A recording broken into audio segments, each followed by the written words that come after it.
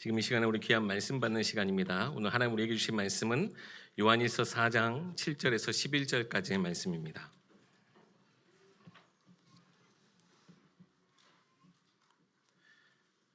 하나님의 말씀 요한일서 4장 7절에서 11절까지의 말씀입니다.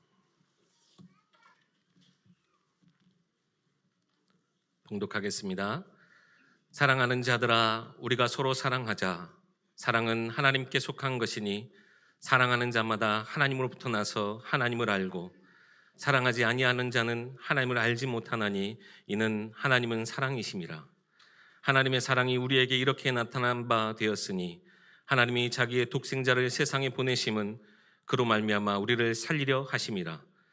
사랑은 여기 있으니 우리가 하나님을 사랑한 것이 아니요 하나님이 우리를 사랑하사 우리 죄를 속하기 위하여 화목제물로 그 아들을 보내셨음이라. 사랑하는 자들아, 하나님이 이같이 우리를 사랑하셨은즉 우리도 서로 사랑하는 것이 마땅하도다. 아멘.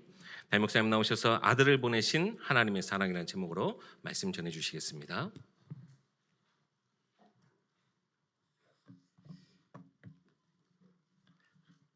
오늘 같은 날은 그냥 한 시간 내내 찬양만 듣고 싶습니다. 우리 수고해 주신 찬양대 우리 모든 대원들 또 지휘자 또 우리 악기 또 반주해 주신 모든 분들 우리 감사의 박수 한 번 더 드리겠습니다. 네, 감사합니다. 오늘은 어제 잠깐 하면서 우리 세 가족이 힘들다고 하셨는데 그럼에도 불구하고 오늘은 조금 더 업그레이드 된 버전으로 세 분에게 메리 크리스마스 이렇게 외칠 겁니다. 우리 앞뒤 좌우 이렇게 인사하시면서 한 분에게만 이렇게 고정하지 마시고 앞뒤 좌우 한 세 분에게 메리 크리스마스 인사하십시다. 메리 크리스마스. 마지막으로 메리 크리스마스. 네. 오늘 하루는 여러분들이 마음껏 정말 더 많이 우리가 매일 365일 내내 우리가 그리스도를 집중하고 그리스도께 집중하고 하나님 은혜를 더 우리가 묵상해야 되지만 오늘은 특별히 정해진 날이기에 더 여러분들이 기뻐하고 감사하고 행복한 날이 되기를 바랍니다. 현대 시대의 어떤 특징을 보면 본질이 있고 그 변두리에 필요하지만 있어도 되고 없어도 되는 그런 어떤 변두리에 있는 것들이 있는데요. 현대사의 특징은 본질되어지는 핵심은 자꾸 밖으로 밀어내고 변두리에 있는 것들, 가에 있는 것들을 자꾸 안으로 이렇게 집어넣는 그게 현대사회의 특징이에요. 그러다 보니까 어떻게 보면 메리 크리스마스, 그럼 메리는 기쁨, 행복 뭐 그런 단어죠. 크리스마스는 크라이스트 그리고는 마스 이 두 단어가 붙어 있어요. 그리스도의 날, 그리스도께 예배하는 날 이렇게 정해지는 거예요.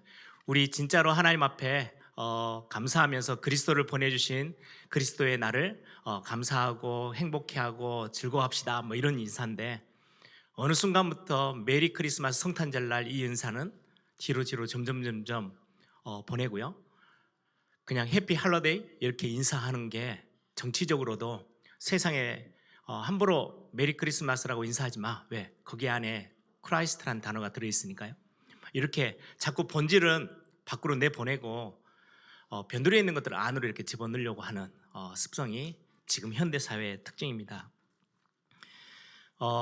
성탄절의 가장 핵심은 예수 그리스도의 탄생이신데 자꾸 예수 그리스도는 뒤로 저 밖으로 밀어내버리고 그 가장자리에 가장 중심에 산타크로스, 선물 이런 것들이 들어와 있어요. 예전에는 교회 중심으로 성탄절 그러면은 거의 제 기억으로는 어릴 때는요 한 달 내내 교회에서 이렇게 준비하는 행사, 성극 그리고는 앞에서 발표하는 것들 준비한다고 방학하자마자부터 그 방학 전부터 막 거의 한 달을 교회에서 살았던 것 같아요. 그리고는 성탄절이 끝나면 저녁에 또 밤새서 같이 이렇게 또래들하고 또 같이 놀고 그리고는 아침 새벽에는 또 다 같이 뭐 얻어먹는다고 이렇게 새벽송 돌고 그리고 나서 성탄절 예배 때 와서 졸고 있어요. 이제 하루 밤새 가지고 제 어렸을 때 기억은 제가 고등학생 때인데요. 한 달 내내 연습해가지고 성극 연습해서 저한테는 이제 박성진 저거는 앞에 뻘쭘하게 서는 거를 되게 못하니까 딱 한 줄짜리 대사를 저에게 맡겨주셨어요. 한 달 내내 연습했어요. 그리고 무대 앞에 서서 잊어버렸어요. 사람들이 저를 다 쳐다보고 있더라고요. 뭐 그런 기억들도 있어요. 한 달 내내 교회에서 북적거리면서 교회에서 살았던 게 지금은 교회에서 했던 그 중심의 것들은요 다 밖으로 보내버리고 한복판에 뭐가 있냐니까요. 쇼핑센터가 있어요. 성탄절 그러면요 다 쇼핑센터 가서 쇼핑하는 거. 그래서 어떻게 보면 성탄절의 가장 핵심된 주제는 오늘 제목처럼 하나님의 사랑이에요. 그런데 어느 날 그 자리에 빅 세일, 성탄절이면요 연말이면 가장 큰 세일을 하니까 막 다 쇼핑센터로 모여들고 있어요. 이게 어떻게 보면 지금의 현대 사회에 가장 어떤 영적으로 보면 위기의 시대가 아닌가라는 생각이 좀 듭니다. 우리 예일교회만큼은 가장 중심에 성탄절 그러면은 그리스도를 중심에 두고 하나님의 사랑을 깊이 맛보고 누리는 그런 축복의 날이 되기를 바랍니다. 유명 단편 소설이죠. 오헨리가 지은 시인데요. 크리스마스 선물. 여러분들 다 아실 거예요. 아주 짧은 혹시 모르면 여러분들 인터넷 찾아보시면 이렇게 글들이 다 나 있고 유튜브에서도 이렇게 설명하는 내용들이 있어요. 아주 가난하지만 서로 아주 사랑하는 두 부부 짐과 넬라라는 두 부부가 이제 사는데요. 짐이 가지고 있는 자기에게는 가장 소중한 게 할아버지 때부터 시작해서 전달 내려온 자기에게 이렇게 전달해준 시계가 있어요. 근데 오래되다 보니까 시계줄이 다 낡아서 떨어졌어요. 시계만 그냥 들고 있는 거예요. 알맹이만. 그런데도 어른들로부터 시작해서 가문에 쭉 전달되어 오던 거기 때문에 굉장히 귀한 거예요. 자기에게 가장 소중한 거. 또 델라라는 아내는 금발에 아주 긴 허리까지 오는 머리카락을 가지고 있어요. 그래서 굉장히 아름답고 그걸로 인해서 빛이 나는 아내예요. 네, 어느 날 성탄절 날 서로 이제 선물을 좀 해야 되겠다라고 하는데 뭘 할까?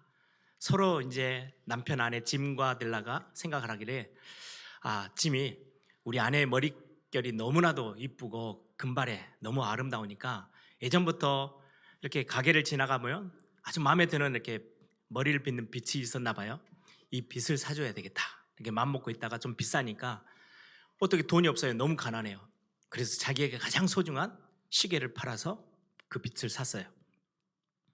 또 반대로 아내는 남편이 너무나도 소중하게 여기는 시계인데 시계줄이 없어요. 그래서 이 시계줄을 사주고 싶은데 너무 비싸요. 돈이 없어요. 그래서 머리는 또 잘할 거니까 가서 미용실에 가서 머리를 싹둑 잘라서 그 머리를 팔아서 시계줄을 산 거예요. 그리고 이제 성탄절 날 선물을 딱 내놓았는데 너무 당황스러운 거죠. 머리를 잘라버리니까 빛이 필요 없고 시계줄을 사왔는데 시계는 팔려서 한 거예요. 여러분들 그 소설에서의 어떤 의미는 선물이 중요한 게 아니죠. 그 두 사람이 가지고 있는 서로를 향한 사랑이에요. 오늘 그 내용을 제가 서론에 말씀드리는 거는 오늘 본문을 보면서 우리는 오늘 아들을 보내신 하나님의 사랑이라는 제목인데요. 하나님께서 성탄절 날 우리에게 주신 선물이 있어요. 우리는 그 선물을 어떻게 생각해?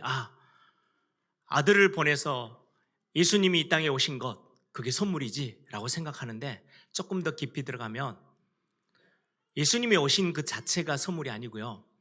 하나밖에 없는 아들이지만 그 아들을 가장 아끼고 사랑하는 것을 저와 여러분을 위해서 보내주신 하나님의 사랑이 가장 중요한 선물이에요. 그래서 성탄절 날 굉장히 중요한 것은 단순하게 예수님이 육신의 몸을 입고 이 땅에 오셨어. 그것보다 훨씬 더 크고 훨씬 더 우리가 집중해야 될 부분이 하나님의 사랑이에요. 자기에게 가장 소중한 거 하나밖에 없는 아들임에도 불구하고 저와 여러분을 위해서 저와 여러분을 구원하시기 위해서 그것들을 내어주셨어요. 그 하나님의 마음이 담겨있는 사랑, 그게 우리에게는 가장 큰 거죠. 그래서 오늘 8절에는 성경은 그렇게 말씀합니다. 하나님은 사랑이시다. 하나님이 사랑이시대요. 하나님의 본성 자체가 하나님 자체가 사랑이시래요. 그러면 이 하나님의 사랑이 우리에게 어떻게 나타났습니까? 9절에 설명하고 있어요. 하나님의 사랑이 우리에게 이렇게 나타난 바 되었다. 하나님의 사랑이 우리에게 표현되어졌대요. 보여졌대요. 그 보여진 게 어떤 거냐? 나를 살리기 위해서, 나의 죄를 다 없애버리시기 위해서, 우리를 구원하시기 위해서 자기 하나밖에 없는 아들을 이 땅에 보내시면서까지 우리를 품어주신 것, 그 하나님의 사랑. 성경은 그것 말해요. 그런데 중요한 거는요, 하나님의 이 어마어마한 사랑을 받는 우리의 모습은 어떠해요? 하나님의 사랑을 받을 만한 자격이 있어요? 없어요. 전혀 자격이 되지 않아요. 하나님께서 우리를 지으셨어요. 하나님의 형상대로 지으셨어요. 지으심 받은 대로 우리가 하나님 앞에 하나님을 영화롭게 하고, 하나님을 찬양하고, 하나님이 주신 말씀대로 순종하면서 살아면 되는데, 우리의 모습은 그렇지 않아요. 나를 지으신 하나님, 그 하나님을 배반하고 배척하고 그 하나님에게 등을 돌리고 돌아섰어요. 그 말씀에는요, 전혀 듣지 않고 귀를 기울이지 않고 불순종해요. 하나님이 베푸신 어마어마한 큰 은혜에 우리는 은혜를 거절해요. 우리의 모습이 그래요. 그리고는 우리를 너무나도 사랑하시고 우리를 지으신 그분의 원하시는 것 말고 반대의 길을, 우리가 원하는 그냥 내 갈 길을 가는 거예요. 그게 우리의 모습이에요. 그러면 그럼에도 불구하고 우리를 그냥 심판하고 내쳐버리면, 그냥 벌 주면 끝나는 건데, 하나님은 그렇게 하지 않으셨어요. 하나님은 우리를 하나님의 형상대로 지으시고 말씀하시기를 이 모든 만물을 다 다스리고 그걸 가지고 하나님 앞에 영광 돌려 라고 우리에게 말씀했는데, 우리는 그 하나님의 형상대로 지음받은 것을 돌아서서 모든 만물을 우상으로 만들어 놓고 하나님인 것처럼 우상 숭배하게 되었던 우리의 모습들이에요. 우리 대한민국의 역사 5,000년의 우상 숭배하는 역사예요. 우리 나라의 모든 시작을 다 보세요. 처음부터 끝까지 다 우상이에요. 그러다 보니까 지금도 수많은 똑똑한 정치인들이요, 전부 다 우상, 무속, 귀신에 다 매여 있어요. 그게 우리의 모습이에요. 우리는 하나님의 편에 서 있지 않고 마귀의 편에 서 있고 원수의 편에 서 있어요. 우리의 모습은 이러해요. 그런데 그럼에도 불구하고 우리를 버리시거나 우리를 심판하시고 우리를 벌 주시고 우리를 멸망시키시지 아니하시고 우리를 구원하시기로 작정하셨어요. 그게 하나님의 사랑이에요. 오늘 구절을 보세요. 우리는 하나님의 은혜를 거절하기도 하고 배반하고 불순종하고 원수의 편에 서 있는 우리 앞에 9절, 하나님의 사랑이 우리에게 이렇게 나타난 바 되었으니 하나님이 자기의 독생자 하나밖에 없는 아들을 세상에 보내심은 그로 말미암아 우리를 살리려 하심이라. 저와 여러분을 긍휼히 여기시고 저와 여러분을 불쌍히 여기셔서 멸망으로 그냥 던져버리지 아니하시고요, 우리는 배반하고 하나님의 은혜를 거절하고 우리는 하나님의 말씀에는 전혀 상관없이 내 갈 길을 가고 있는 우리 앞에 하나님의 형상대로 지음받았는데도 불구하고 하나님의 영광은 온데간데 없고요, 그냥 내 자신을 잘되게 하기 위해서 뛰어가고 있는 우리를 심판의 앞에 세우지 아니하시고요, 우리를 위해서 불쌍히 여기셔서 구원하시기로 작정하셨어요. 자녀 삼기로 작정하신 거예요. 하나밖에 없는 아들, 우리를 위해서 보내셨어요. 그리고는 우리의 죄를 다 사하시기 위해서, 용서해 주시기 위해서 자기의 하나밖에 없는 아들을 십자가에서 죽게 하시고 우리의 죄를 다 감해 주신 거예요. 그 하나님의 사랑이 오늘 성경에 기록되어져 있어요. 이 하나님의 사랑의 기준이 어디 있어요? 지난주에도 말씀드렸죠. 이 하나님의 사랑의 기준이 저와 여러분에게 있지 않아요. 하나님 자신에게 있어요. 왜요? 우리에게 기준을 삼으면 이 기준은 언제든지 흔들리고 무너지고 깨질 걸 분명히 아시기 때문에 우리는 그 하나님의 사랑의 기준에 맞게 살 수가 없어요.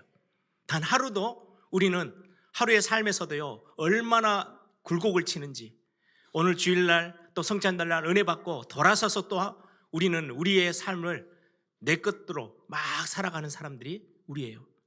그래서 우리에게 기준을 절대로 세우지 않으셨어요.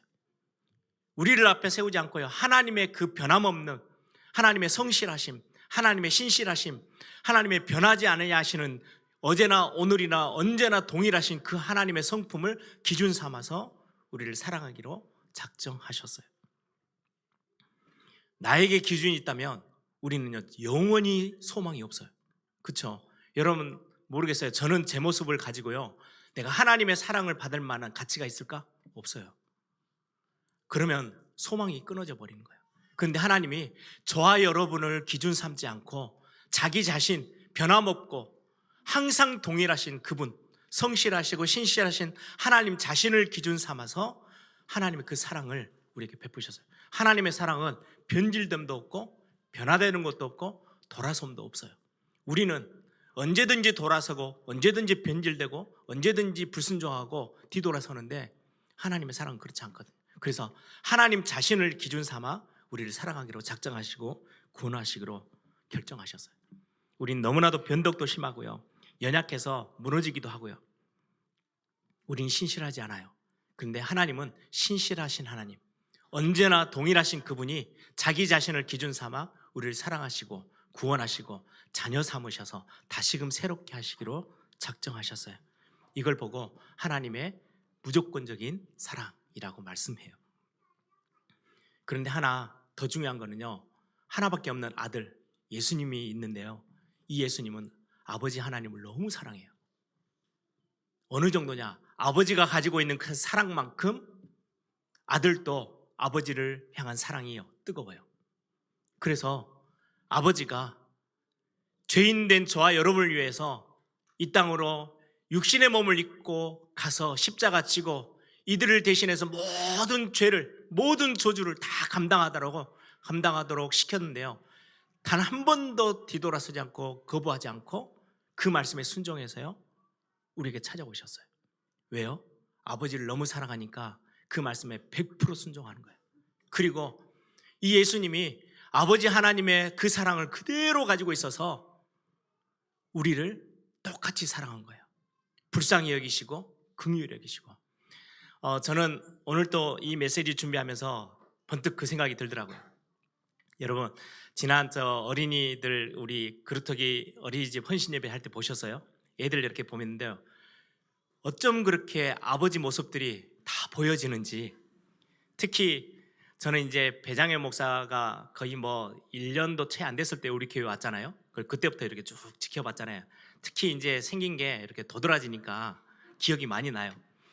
근데 셋째 아들 진유가 딱 앞에 서자마자 무대에서 딱 폼 잡고 이렇게 딱 다리 벌리고 서는데 야 어릴 때 저 교회 마당에서 놀 때마다 항상 어디 위에 올라가면 딱 그렇게 폼 잡고 섰던 배장현 목사가 너무 똑같은 거예요.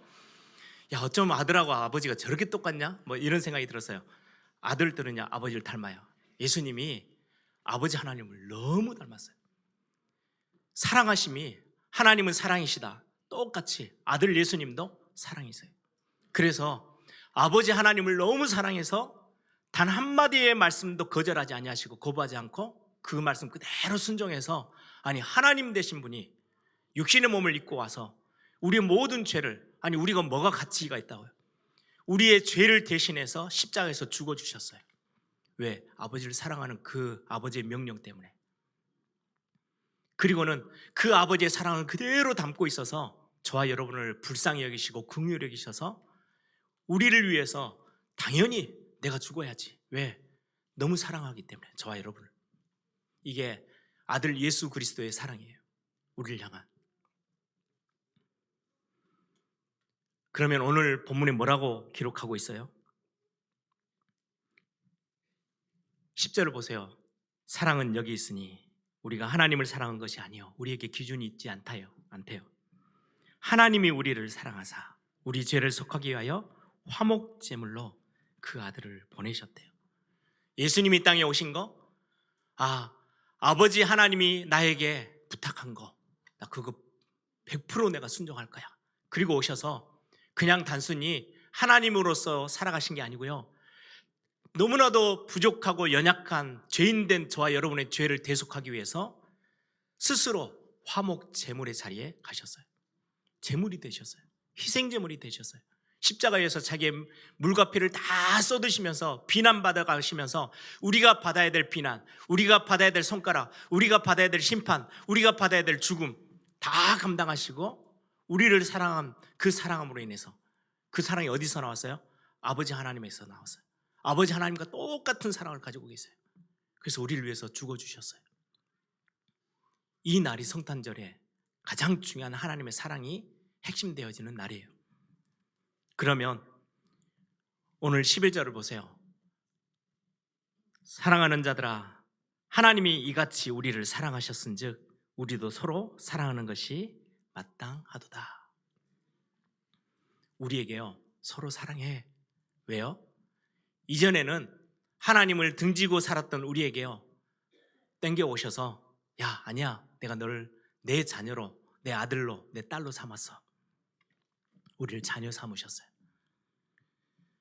아버지와 똑 닮은 아들, 딸로 삼으셨어요. 아버지와 닮은 자녀로 삼으셨어요. 그게 무슨 말이에요? 그럼 아버지의 그 엄청난 뜨거운 사랑을 저와 여러분 안에 다 넣어주셨어요. 그리고는 하신 말씀이에요. 야, 내가 너를 새롭게 다시금 지어서 새로운 피조물이라. 여러분들을 새롭게 지으시면서 이제는 하나님의 형상대로 여러분들 안에 그 뜨겁게 사랑하신 그 하나님의 사랑, 아버지의 사랑이 여러분들 안에 들어있어요. 그 사랑이, 아들 예수님에게 들어있던 그 사랑이 저와 여러분 안에 하나님이 두셨어요. 아버지 하나님이. 그리고는 하신 말씀이에요. 서로 사랑해. 우리는 예전에 서로 미워하고 서로 갈등하고 서로 안에서 나누고 시기 질투하고 원수졌던 그 모든 것들을 아시지만 우리 안에 하나님의 사랑을 넣어주시면서 하신 말씀이에요. 이제 서로 사랑해. 원수도 사랑하는 거야. 오늘 이 11절의 말씀이 그 말씀이에요. 우리의 사랑이 아니에요. 내 안에 담겨져 있는 하나님의 사랑. 우리를 새로운 피조물로 삼으시고 우리를 다시금 하나님의 자녀 삼으시고 어떻게 해요? 하나님 아버지와 너무 똑 닮은 아들과 딸로 여러분들을요 세우셨어요. 그렇게 다시금 새롭게 빚으셨어요. 복음 안에서. 그리고는 서로 사랑해. 아니, 나는 능력이 없는데요, 그 일을 위해서 영원토록 우리와 함께 하시는 성령 하나님이 도우실 거예요. 그래서 우리는 그 성령의 도우심을 바라면서 서로 사랑해 가는 거예요. 여러분들, 오늘 성탄절 진짜 새로운 도전이 있는 날이 되길 바랍니다. 2024년 앞에를 어땠든 오늘 하나님의 사랑이 이런 거였구나. 그러면 내가 이제는 2025년을 향해서 내 나름대로의 연약한 것 말고 내 안에 담아주신, 새롭게 담아주신 하나님 아버지의 사랑, 그 아버지의 사랑이 얼마나 뜨거운 사랑이었냐니까요. 아들 예수님을 보면 알아요. 야, 어떻게 나 같은 사람을 위해서 희생제물이, 화목제물이 되어주셨지. 화목제물이란 말은요, 아버지 하나님과 우리는 완전히 관계가 틀어졌어요. 근데 이걸 화목케 하기 위해서 대신해서 죽어주셨어요.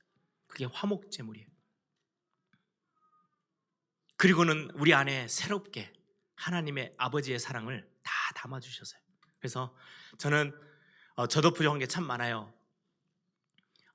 저 좋아하는 사람 저도 좋아하고요, 저 싫어하는 사람 좀 싫은 마음이 많고요. 그런데 내년엔 내가 좀 마음을 많이, 성령의 도우심을 진짜 강하게 받아야 되겠다. 다 하나님이 붙여주신 많은 하나님의 사람들을 서로 사랑하며, 그게 하나님이 나에게 사랑을 베푸시면서 내 안에 하나님 아버지의 사랑을 넣어주신 이유가 여기 있겠지. 그렇게 하나의 사랑의 공동체로 교회가 엮어지면 우리는 당연히 현장 살리고 국가 살리고 세계 복음할 수 있어요. 그래서 오늘 성탄절날 아들까지 내어주신, 아들을 보내주신 아버지 하나님의 사랑, 이게 우리 성탄절에 가장 빛이 나고 가장 뜨겁고, 여러분들이 그 하나님의 사랑으로 인해서 혹시 좀 적이졌던, 좀 이렇게 뭔가 서운해졌던 그런 마음들 좀 다시금 품고, 그래서 제가 단어들을 적어봤어요. 용서하고, 용납하고, 서로 공감하고, 이해해주고, 품어주고, 믿어주고. 여러분들 자녀들 많이 믿어주세요. 그냥 많이 품어주세요. 우리의 기준을 두고 자꾸 우리의 자녀들에게 뭔가를 막 밀어내는 게 아니고 그냥 믿어주고 품어주고 사랑해주기. 그래서 제가 2025년은 나부터 이렇게 한번 더 도전해 봐야 되겠다. 나는 힘이 없는데 성령의 도우심으로 그렇게 도전해 봐야지. 왜요?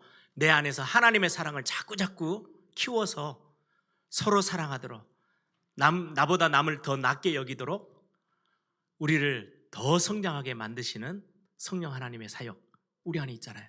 그래서 이 사역들을 가지고 우리 에일교회가 이전보다 더 뜨겁게 서로 사랑하고 인정해주고 서로 용납하고 같이 끌어안고 감싸고 품어주는 그런 멋진 사랑이 넘치는 하나님의 사랑을 점점 닮아가고 배워가는 또 2025년이 돼야 되겠다, 이런 하나님 앞에서 어떤 결단의 기도를 좀 나눴습니다. 여러분들 오늘 귀하게 아버지 하나님을 닮아가는, 또 아버지 하나님을 우리가 닮았어요. 얘 안에 하나님의 것을 다 집어넣어 주셨어요. 특히나 하나님의 사랑을. 그래서 오늘 이 말씀대로 우리가 정말 힘있게 또 우리가 하나님의 사랑들을 마음껏 누리고 또 전달하고 그렇게 사는 새롭게 시작하는 멋진 성탄절이 되기를 소망합니다.